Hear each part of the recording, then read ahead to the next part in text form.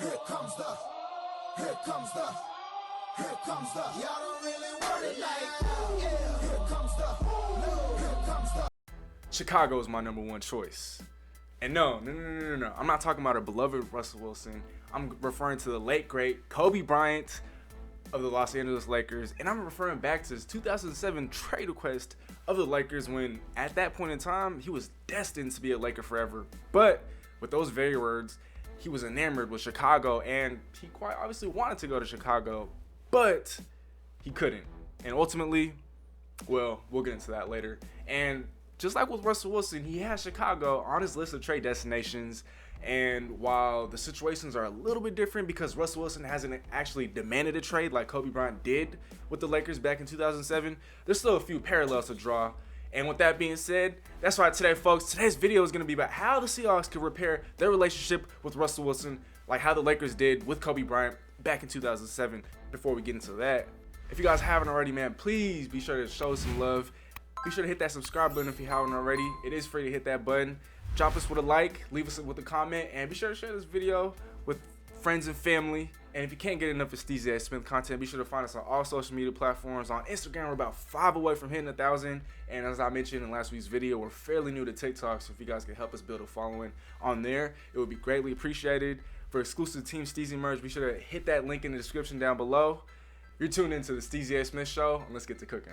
As I alluded to earlier today, yes, the late great Kobe Bryant did request a trade from the LA Lakers back in 2007, and like I also said earlier, Russell Wilson has not publicly demanded a trade from the Seahawks, but there are quite a few parallels to draw from these situations. And with what it's looking like right now, or at least from the media perspective, Russell Wilson wants out of Seattle, and how the Lakers were able to save their relationship or repair their relationship with Kobe Bryant and ultimately not only keep him but also bring championships to La La Land.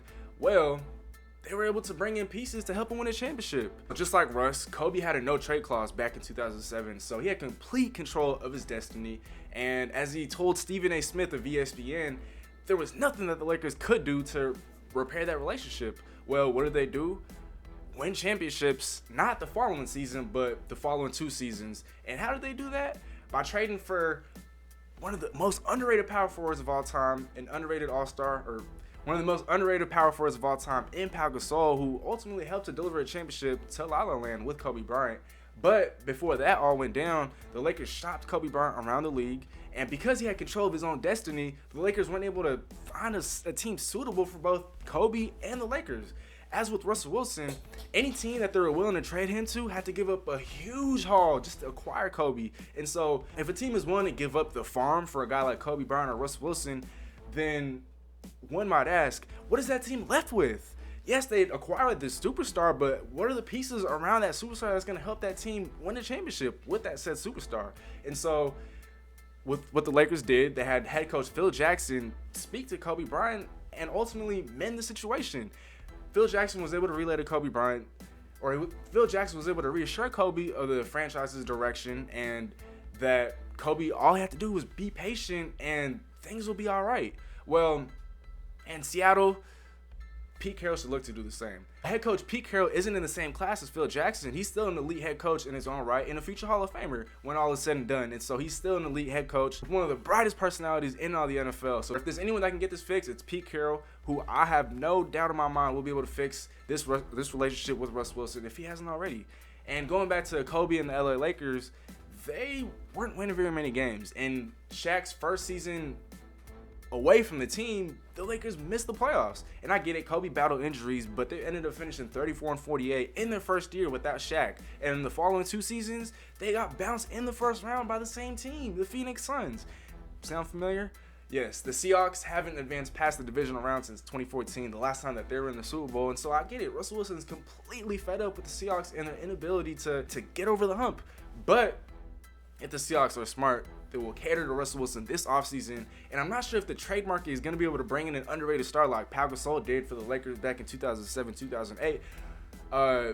This season's trade market, we got Zach Ertz, who I think could help the Seahawks tremendously as a third option after DK Metcalf and Tyler Lockett. But I'm thinking a little bit bigger than that. I'm thinking the Seahawks should actually go after the best center in all of football in Corey Linsley from the Green Bay Packers.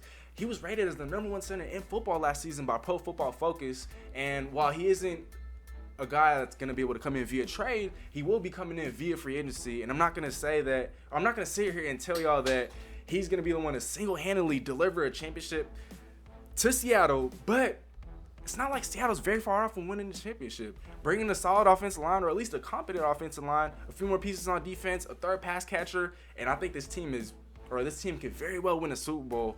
And so, like I said earlier, Pau Gasol in his first season with the Lakers, they didn't win a championship, but they did reach the NBA Finals, and the following 2 seasons, the rest was history. What Corey Linsley can do if he were to come to Seattle, he would be able to provide a tremendous impact, and he'd be the anchor on the offensive line. This team has sorely lacked since the trade of Max Unger back in 2015 that landed the Seahawks Jimmy Graham. And so, with that being said, what the Seahawks should look to do this offseason is have a one-on-one conversation. Pete Carroll and Russell Wilson.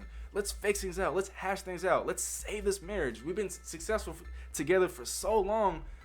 There has to be a way to keep this going. And if that conversation hasn't already taken place, it should, and it will soon. And Pete Carroll will be able to convince Russell Wilson that Seattle's the best place for him to win. When examining his trade destinations, as I outlined in last week's video, those teams just don't have the capital or the assets to get a trade done for Russell Wilson, or at least in the Seahawks' eyes, they don't have what it takes to be able to get a deal done for Russell Wilson. And even if they were, then how are they able to surround Russell Wilson with the pieces to win a Super Bowl right away?